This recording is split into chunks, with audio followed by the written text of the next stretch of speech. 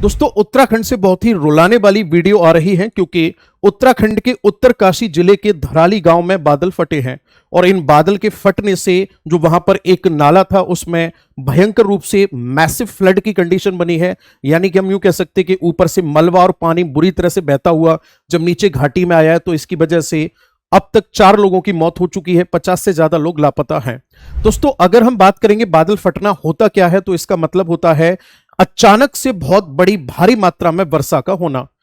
अगर बादल फटने की प्रक्रिया की हम बात करेंगे तो यह स्थिति तब बनती है जब पर्वतीय क्षेत्रों में जब हवाएं एकत्रित होती रहती हैं लगातार, तो इससे वहां पर हम यूं कह सकते हैं कि जो मॉइस्ट विंड होती है वो कलेक्ट होती रहती है,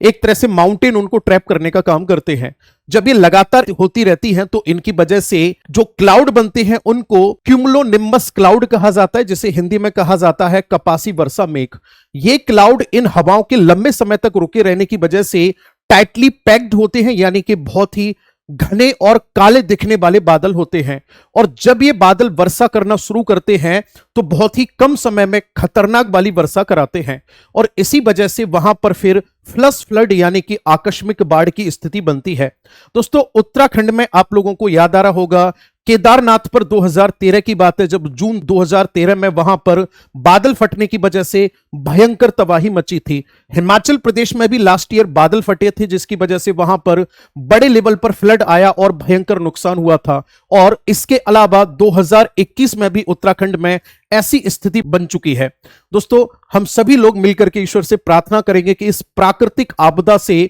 पहाड़ी क्षेत्रों में रहने वाले जो हमारे लोग हैं उनको भगवान हिम्मत दे और उनको सुरक्षित रखे और ये दुख की घड़ी जो है वो जल्दी ही टल जाए।